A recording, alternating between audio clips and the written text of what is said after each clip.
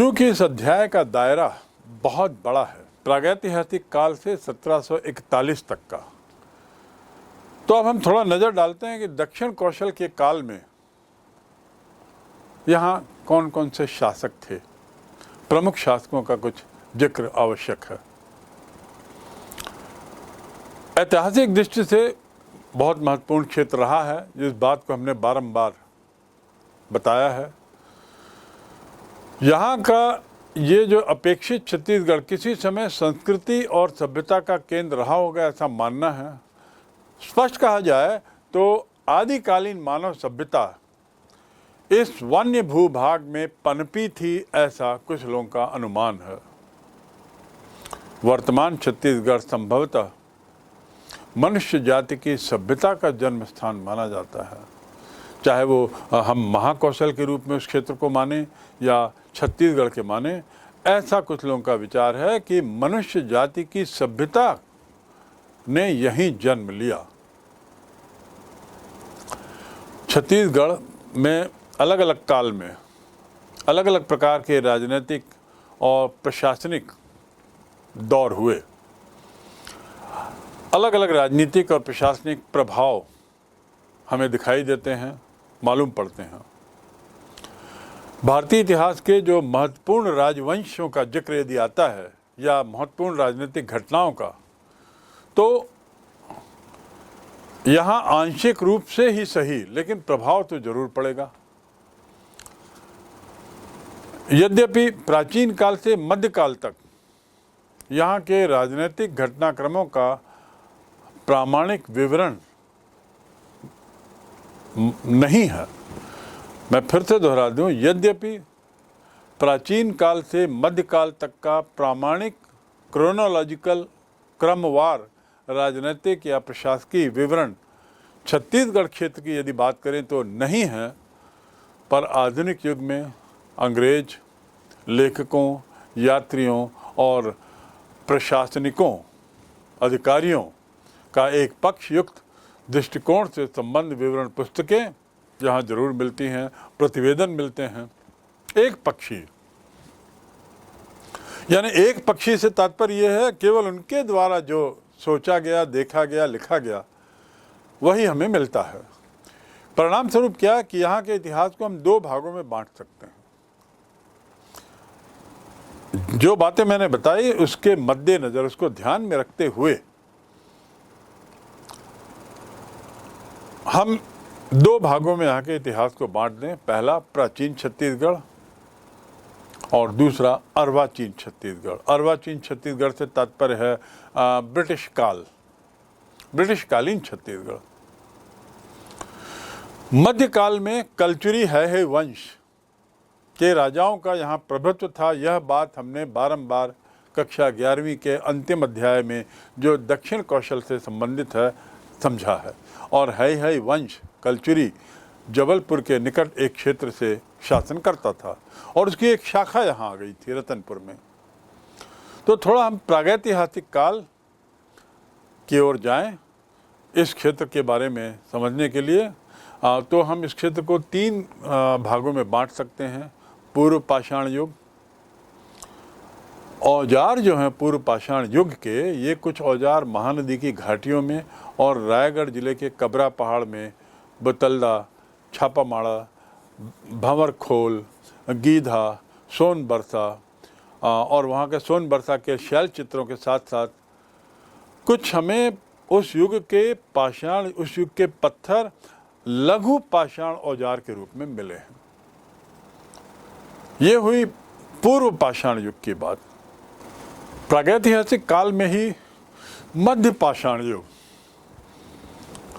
इसके कुछ औजार, कुछ उपकरण, कुछ अवशेष बस्तर में कालीपुर, गढ़घोगरा, खड़ा घाट, गढ़चंदेला, घाट लोहांग, भातेवाड़ा, राजपुर आदि आदि स्थानों पर मिले हैं। तो हम पाषाण के अवशेषों के आधार पर कुछ अंदाज इस काल का, इस क्षेत्र के निवासियों का लगा सकते हैं। रही बात उत्तर पाषाण युग की, उत्तर पाषाण युग के औजार या उपकरण जो अपने तय थोड़े ज़्यादा आधुनिक हुआ करते थे, वे रायगढ़ में कबरा पहाड़ से मिले हैं। इसका जिक्र भी बारंबार कक्षा 11वीं के दक्षिण कौशल के अध्याय में हुआ है। ये औजार लंबे फलक हैं, अर्धचंद्राकार फलक हैं, अर्थात इन्हें शेप दिया गया है, आकार दिया गया है। तो उत्तर पाषाण युग का मानव जो यहाँ पर रहता था, वह इन पत्थरों को आकार देने की क्षमता रखता था, यह बात साबित होती है।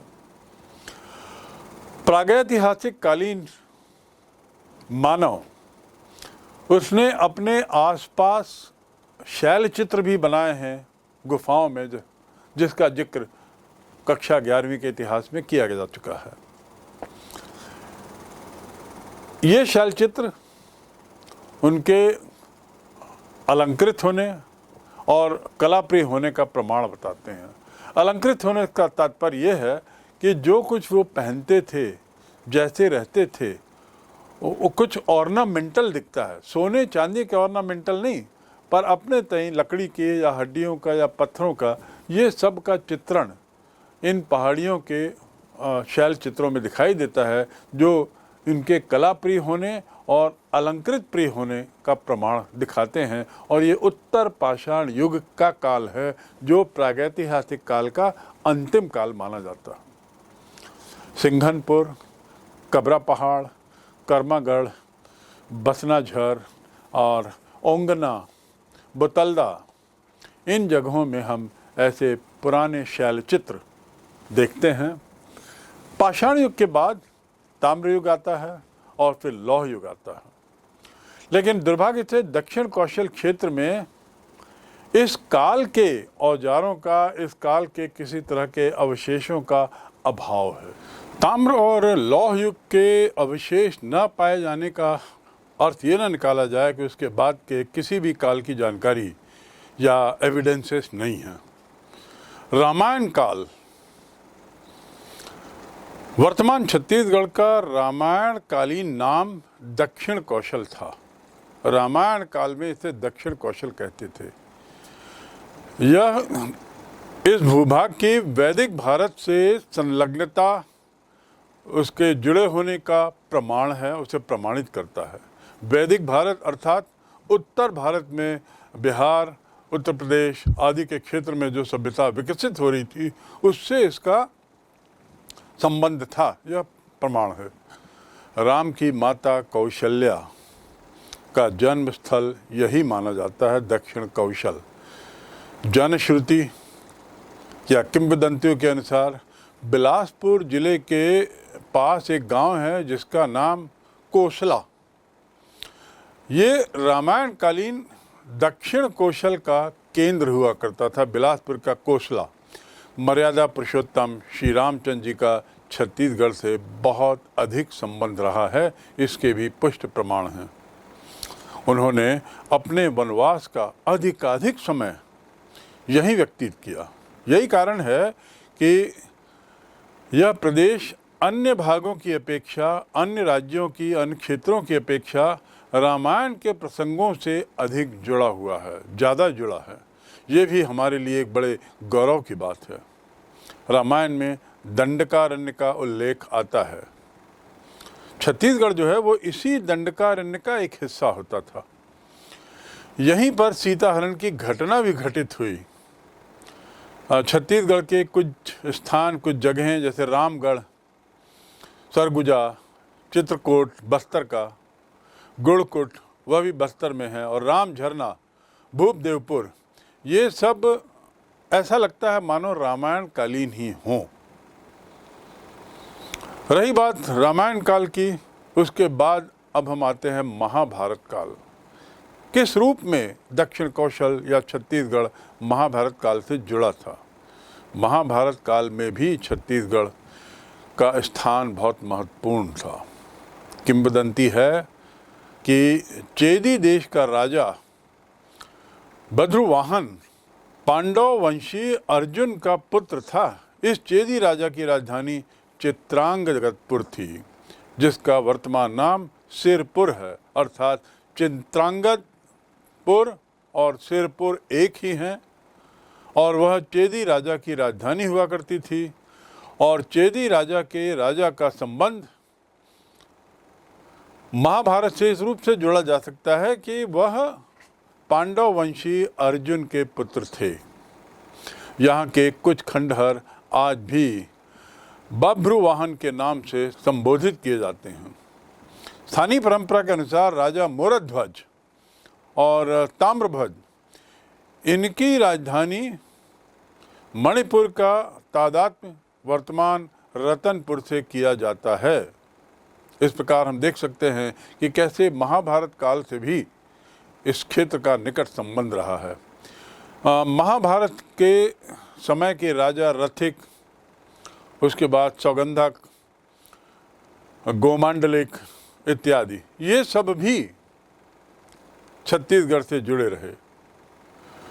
सातवाहन वंश जो एक बहुत प्रतापी वंश था और जिसका काफ़ी बड़ा साम्राज्य था, उसके शासकों की जो मुद्राएं हैं, शिलालेख हैं या काष्ठ लकड़ी के स्तंभ लेख हैं, ये इस बात को प्रमाणित करती हैं कि छत्तीसगढ़ में सातवाहन शासकों की अधिसत्ता थी, उनका आधिपत्य था। तो अर्थात सातवाहन वंश के साथ भी, जिसका एक गौरवशाली इतिहास स्वयं रहा है, उससे भी छत्तीसगढ़ का ताल्लुकात बहुत निकट का था। वह उनके साम्राज्य का एक हिस्सा था और अविशेष इस बात को साबित करते हैं। अब आते हैं हम गुप्त काल पर। गुप्त काल लगभग 300-400 AD के आसपास का माना जाता है, अर्थात ईसा के जन्म के 300-400 वर्ष बाद का काल, अर्थात आज से लगभग 1700-1800 वर्ष पूर्व की बात। उस समय गुप्त काल में दक्षिण कौशल का माना जाता है 2 भागों में बटा था। उत्तरी भारत में आज का बिलासपुर, रायपुर और संबलपुर समुद्रगुप्त के समकालीन राजा महेंद्र के शासन का हिस्सा हुआ करता था। समुद्रगुप्त के समकालीन, समुद्रगुप्त जो बिहार में, वर्तमान बिहार में जिसका शासन था, पाटलिपुत्र और वो पूरा क्षेत्र, वहाँ जब समुद्रगुप्त थे तो इस क्षेत्र में, जिसमें रायपुर, बिलासपुर और ये उत्तरी दक्षिण कौशल के क्षेत्र आते हैं, यहाँ पे राजा महेंद्र का शासन था। और दक्षिण भाग में आज का बस्तर, जिसे महाकांतार कहा जाता था, बस्तर को उस जमाने में महाकांतार के नाम से संबोधित किया जाता था। हरिशेन रचित प्रयाग प्रशस्त में समुद्रगुप्त द्वारा पराजित किए गए राजाओं का उल्लेख है। नाम प्रयाग प्रशस्ति, उसमें उल्लेख है राजाओं की वह सूची जिसे समुद्रगुप्त ने अपने शासनकाल में पराजित किया था, और इसमें कौशल के राजा महेंद्र का नाम और महाकांतार के अधिपति राजा व्याघ्रराज का नाम भी अंकित है, जिससे ये बिल्कुल स्पष्ट है कि किसी समय में महाभारत काल के बाद गुप्त काल में भी ये क्षेत्र उत्तर भारत की बड़ी सत्ताओं से जुड़े हुए थे। छत्तीसगढ़ प्रदेश के अधिकांश हिस्सों में हमें गुप्त राजाओं के सिक्के मिलते हैं, जो इस बात को साबित करते हैं कि गुप्त राजाओं का इस क्षेत्र में वर्चस्व रहा होगा और यह क्षेत्र दक्षिण कौशल, वर्तमान छत्तीसगढ़, किसी समय गुप्त राजाओं के साम्राज्य का हिस्सा रहा होगा। इन सिक्कों की ये उपलब्धता साबित करती है बिल्कुल स्पष्ट रूप से कि गुप्तवंशी राजाओं की सत्ता छत्तीसगढ़ क्षेत्र में भी थी। यहाँ पर हम एक समुद्रगुप्त के बारे में थोड़ा अलग से जानना चाहेंगे। समुद्रगुप्त ने महाकौशल पर चढ़ाई 350 ईस्वी के आसपास की, और 350 ईस्वी का अर्थ है लगभग आज से 1750 वर्ष पूर्व। उस समय, जैसा मैंने पहले बताया, राजा महेंद्र का शासन था। राजधानी श्रीपुर थी, जो आजकल महासमुंद जिले में जिसे सिरपुर कहते हैं। और बस्तर के सिहावा के जंगली प्रदेश के जो राजा थे, व्याघ्रराज, वे भी समुद्रगुप्त से अपनी पराजय स्वीकार करते हैं और समुद्रगुप्त के सामने नतमस्तक हो जाते हैं। तो राजा महेंद्र और राजा व्याघ्रराज के गुप्त सम्राट के सामने समर्पित हो जाने से ये देखा गया कि गुप्त संवत का प्रभाव दक्षिण कौशल पर क्रमशः ही सही लेकिन बढ़ता गया और यहाँ के शासकीय कार्यों में गुप्त संवत का उपयोग होने लगा, अर्थात उनका जो कैलेंडर था, वर्षांक कैलेंडर, वह लागू हो गया।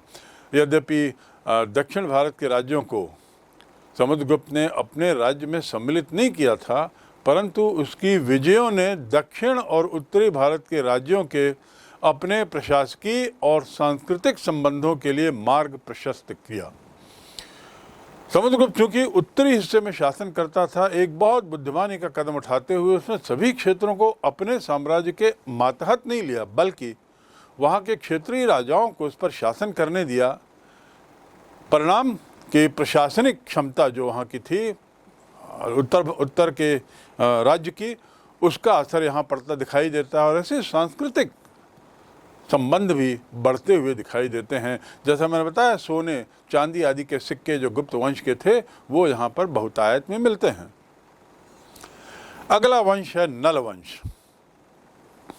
बस्तर में नल वंशी राजाओं की सत्ता के स्थापित होने की हमें कुछ सूत्रों से जानकारी मिलती है। इस वंश के राजाओं के 4 उकेरे हुए हमें अभिलेख मिलते हैं, जिसमें से 2 उड़ीसा की सीमा में, एक अमरावती में और एक रायपुर में। इन लेखों से स्पष्ट होता है कि नल वंश का यहाँ इस क्षेत्र में कभी दबदबा रहा, शासन रहा। कोंडागांव जिले के गांव आडेगा में नल राजाओं के सिक्के मिले हुए हैं। वहीं नलवाड़ा गांव स्थित है। प्राप्त सिक्के और संबंधित गांव के नामकरण से ये साफ है कि बस्तर नल राजवंश का शासन 400 ईस्वी से 500 ईस्वी के आसपास तक रहा होगा, अर्थात आज से लगभग 1700 वर्ष पूर्व से लेकर आज से लगभग 1600 वर्ष पूर्व तक का 100 वर्ष का शासनकाल नल वंश का यहाँ रहा होगा। ये जो लेख मिले हैं, उभरे हुए उत्कीर्ण लेख कह सकते हैं, और जो मुद्राएं मिली हैं नल वंश की, उसमें राजा भवदत्त वर्मा, भट्टारक, स्कंद वर्मा, इनका नाम स्पष्ट दिखाई देता है। अभिलेखों साक्ष्यों से ये भी मालूम होता है कि वाकाटका राजा जो पूर्व में राज्य करते थे, वाकाटका वंश, नरेंद्र सेन और पृथ्वी सेन द्वितीय, ये वाकाटका वंश के राजा थे। इनके साथ नल राजाओं की लड़ाई हुई थी, संघर्ष हुआ था, युद्ध हुआ था, और अंततः वाकाटका राजा पृथ्वी सेन द्वितीय ने नल राजा को परास्त किया और नलवाड़ी पर अपना कब्जा स्थापित कर लिया। अगला वंश, वंशों की जिन्होंने शासन किया इस क्षेत्र में, उसकी श्रृंखला का अगला वंश है शरभपुरीय वंश। ये नल के बाद का वंश है, नल वंश के बाद का, 5वीं शताब्दी के उत्तरार्ध का, अर्थात 560-70 के आसपास का। यहाँ पर ये एक नए राजवंश की स्थापना होती है, उनकी सत्ता आती है, और इस नए राजवंश का संस्थापक था शरभराज। इसलिए इस वंश को, इस राजवंश को शरभपुरीय राजवंश के नाम से जाना जाता है, क्योंकि शरभराज इसका संस्थापक था। बाद के जो गुप्त शासक थे, गुप्त उत्तरकालीन बाद के जो गुप्त शासक थे, उनमें से एक भानुगुप्त था। भानुगुप्त के एक एरण स्तंभ लेख जो 510 ईस्वी में है, उसमें शरभराज का उल्लेख है। उसका मोरध्वज और उनके पुत्र ताम्रध्वज को पुरातत्ववेत्ता लोचन प्रसाद पांडे ने महाभारत के वन पर्व में वर्णित ऋषभर्तीय अर्थात गुंजी नामक स्थान से समित किया, जो वर्तमान में चांपा, नैला, जांजगीर या आप कहना चाहिए शक्ति के निकट आता है। वैदिक सभ्यता के बाद के काल की बात करें उत्तरार्ध में, तो दक्षिण कौशल में भी आर्यों का आगमन हो चुका था। वैदिक सभ्यता के उत्तरार्ध के काल में आर्यों का आना यहाँ प्रारंभ हो गया था। भगवान राम के द्वारा दक्षिण पार कर लंका पर विजय प्राप्त करने का वर्णन इस बात को स्पष्ट करता है कि दक्षिण में आर्यों ने प्रवेश कर लिया था और उनके प्रवेश का यह संकेत है। दक्षिण की ओर आर्यों के बढ़ने का समय सामान्यतः हम 800 ईस्वी पूर्व के मानते हैं। छत्तीसगढ़ क्षेत्र में रामायण युगीन एवं महाभारत से संबंधित अनेक पौराणिक एवं जनश्रुति कथाएं जो सुनी गई हैं वे विद्यमान हैं, और ये पौराणिक कथाएं का होना इस क्षेत्र में बाहुल्य होना इस बात की ओर इशारा करता है, संकेत करता है कि इस क्षेत्र में लंका विजय के लिए जाते हुए राम भगवान ने बहुत से वर्ष यहाँ गुजारे होंगे। और ये बात है 800 ईस्वी पूर्व की, अर्थात आज से लगभग 2900 वर्ष पूर्व की बात होगी। वैदिक सभ्यता के उत्तरार्ध की बात कर रहा हूं मैं। रायपुर के आरंग को मोरध्वज की राजधानी माना जाता था। ऐसा माना जाता है कि राजा मोरध्वज ने अपने पुत्र ताम्रध्वज का सिर आरे से कटवाया और आरे से काटे जाने के कारण ये जो शहर है आरंग उसका नाम पड़ा। तो मोरध्वज के द्वारा अपने पुत्र ताम्रध्वज का सिर कटवाना, उसी से इसका नामकरण इस क्षेत्र का होता है। अब हम आते हैं बौद्ध काल पर। ये जो हम शासन पढ़ रहे हैं, सत्ता और शासन, ये क्रोनोलॉजिकल ऑर्डर में तो नहीं है, क्योंकि जहाँ हम गुप्त वंश की बात कर चुके हैं, बौद्धिक सभ्यता की बात कर चुके हैं, आदि सातवाहनों की बात कर चुके हैं, ये सब ईस्वी के बाद के काल के हैं, ईसा के बाद के, जन्म के बाद के। लेकिन कुछ कुछ वर्णन पुराने भी साथ ही चल रहे हैं। जैसे उदाहरण के लिए हमने अभी बताया वैदिक सभ्यता के उत्तरार्ध का काल, जब राम भगवान दक्षिण कौशल की ओर बढ़ते हैं।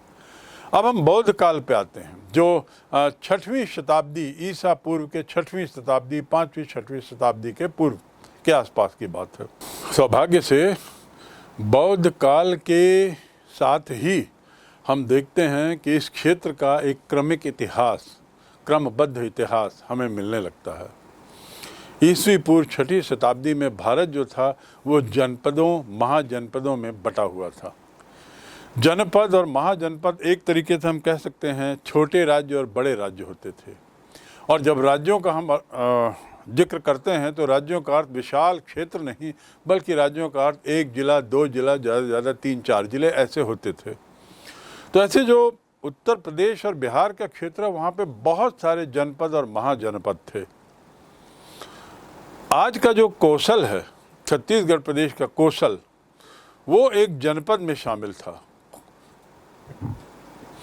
माना जाता कि बौद्ध धर्म के संस्थापक गौतम बुद्ध ज्ञान प्राप्त करने के पश्चात अपनी जब धर्म की यात्राएं करते हैं, अपने विचारों के प्रचार की यात्राएं करते हैं, तो वो भी यहाँ आए थे और लगभग 3 माह इस क्षेत्र में रहे। इसकी जानकारी कहाँ से मिलती है? ह्वेनसांग, प्रसिद्ध चीनी यात्री, जिसने अपनी पूरी यात्रा का विस्तारपूर्ण विवरण लिखा है, उसमें इस बात का जिक्र करता है कि दक्षिण कौशल क्षेत्र में गौतम बुद्ध का आना हुआ था और लगभग 3 माह रहना हुआ था। उसकी पुस्तक सी यू की से ये जानकारी हमें मिलती है, चीनी यात्री ह्वेनसांग की पुस्तक से। अब हम आते हैं मौर्य काल पर, जो बुद्ध काल के बाद का काल है। जैसा मैंने कहा, बुद्ध काल से हमें क्रमिक इतिहास मिलता है इस क्षेत्र का। बुद्ध के बाद अब हम आते हैं मौर्य काल पर। इतिहासकार इस काल की जानकारी या इस काल में के इतिहास का जो वर्णन करते हैं, वो उस समय के पाए गए मुद्राओं और लेखों से साबित होती है। उनका मानना है कि छत्तीसगढ़ निश्चित रूप से मौर्य काल का एक हिस्सा था, मौर्य साम्राज्य का एक हिस्सा था, और पुष्टि के बतौर वो मौर्यकालीन सिक्के और मुद्राओं का जिक्र करते हैं तोशाली में अशोक के जो अभिलेख मिले हैं, तोशाली सरगुजा के समीप जोगीमारा में, सीता बेंगरा में, जोगी बेंगरा में जो गुफाएं हैं वो माना जाता है मौर्य कालीन गुफाएं हैं, अर्थात आज से करीब 2500 वर्ष पूर्व, 2400-2500 वर्ष पूर्व की गुफाएं हैं। सरगुजा के रामगढ़ पहाड़ में जो जिसका जिक्र पूर्व में नाट्यशाला या थिएटर के रूप में किया गया है और मैंने इस पर आपको विस्तार से बताया है, और साथ ही पाली में लिखे गए लेख, क्योंकि पाली बुद्ध धर्म की भाषा थी और उनकी लिपि थी, तो पाली में लिखे गए लेख और नाट्यशालाएं और ये गुफाएं, ये इस बात का पुष्ट प्रमाण हैं कि मौर्यकालीन इतिहास छत्तीसगढ़ पर भी हावी था और हम किसी समय में निश्चित रूप से मौर्य साम्राज्य का हिस्सा थे। रायगढ़ जिले के सारंगढ़ में और वर्तमान में चांपा जांजगीर जिले में अकलतरा, ठठारी और रायपुर में तारापुर, यहाँ भी मौर्यकालीन सिक्के मिले हैं। इन तमाम गुफाओं, लेखों और विभिन्न क्षेत्रों में पाए गए सिक्कों से ये निष्कर्ष इतिहासकार निकालते हैं कि छत्तीसगढ़ पर प्रदेश पर भी मौर्यकालीन राजाओं का शासन था। अभी थोड़ी देर पहले मैंने 7 वाहनों का जिक्र किया, थोड़ा इनके बारे में अब जाने। क्रमिक इतिहास की श्रृंखला में अगला जो पड़ाव है वह 7 वाहन काल, 200 ईस्वी पूर्व से 60 ईस्वी पूर्व, अर्थात लगभग 150 वर्ष का काल। ये राजा जो थे सातवाहन, ये दक्षिण पथ का स्वामी कहते थे अपने को, दक्षिण पथ का स्वामी, अर्थात दक्षिण भारत का मालिक अपने को मानते थे और विचार थे बड़े साम्राज्यवादी थे, अर्थात ज़्यादा से ज़्यादा क्षेत्रों पर कब्जा करने का इनका एक रवैया रहता था। सातवाहन वंश का एक राजा था शतकीर्ण प्रथम। ये शतकर्णी प्रथम जो था वह अपने साम्राज्य को बढ़ाते बढ़ाते बढ़ाते जबलपुर तक पहुंच गया। अभी कुछ साल पहले बिलासपुर में कुछ सिक्के मिले हैं जो सातवाहन काल के हैं, ये पुष्ट हैं। बिलासपुर जिले में पाषाण पत्थरों की प्रतिमाएं, मूर्तियां मिली हैं जो सातवाहन के चांपा जांजगीर क्षेत्र से हैं। और इसके अलावा शक्ति के पास ऋषभ तीर्थ है, वहाँ भी कुछ शिलालेख मिले हैं। उस शिलालेखों में सातवाहन काल के राजा कुमारवर दत्त का जिक्र है। अब ये कैसे पहुँचे होंगे ये अवशेष यहाँ, या यहाँ पर कुमारवर दत्त का जिक्र क्यों हुआ होगा यहाँ के शिलालेखों में? निश्चित रूप से उनका शासन रहा होगा, इसीलिए उनके गुणगान में, उनकी सत्ता के आधिपत्य में, उनकी सीमाओं को बताने के लिए ऐसे अभिलेख लिखे जाते थे और छोड़े जाते थे। सातवाहन वंश का छत्तीसगढ़ पर लंबे समय तक प्रभाव रहा है। रायगढ़ में बालपुर और बिलासपुर में मल्हार में मुद्राएं मिली हैं। शक्ति में सातवाहन कालीन प्राकृत भाषा का अभिलेख प्राप्त हुआ है। अभी तक हम पाली भाषा का जिक्र कर रहे थे, अब प्राकृत के भी अभिलेख मिले हैं। इस काष्ठ स्तंभ अभिलेखों में कर्मचारियों और अधिकारियों के नाम और पद का उल्लेख है, जैसे नगर रक्षित, सेनापति, प्रतिहार आदि आदि। अपीलक का उत्तराधिकारी नरेंद्र था, जिसके 2 ताम्रलेख कुरुद और पिपरुदुला में मिले हैं। इसी वंश के तीसरे शासक का नाम प्रसन्न था। उसने अपने नाम पर प्रसन्न नगर बसाया और अपने नाम पे सिक्के भी चलाए। प्रसन्न मात्र का उत्तराधिकारी जयराज था, जो लगभग 15 वर्ष तक शासन करता है। जयराज, मैं बात कर रहा हूँ सातवाहन वंश के शासकों की। 15 वर्ष के जयराज के शासन के बाद उसके 3 पुत्र सुखदेव राज, प्रवर राज और व्याघ्र राज, उसकी मृत्यु के बाद सुखदेव राज गद्दी पर आता है और उसके कार्यकाल के 6 ताम्रलेख मिलते हैं जो आज भी रायपुर के म्यूजियम में संग्रहालय में हैं। इस राज्य का अंतिम लेकिन अयोग्य शासक व्याघ्रराज था।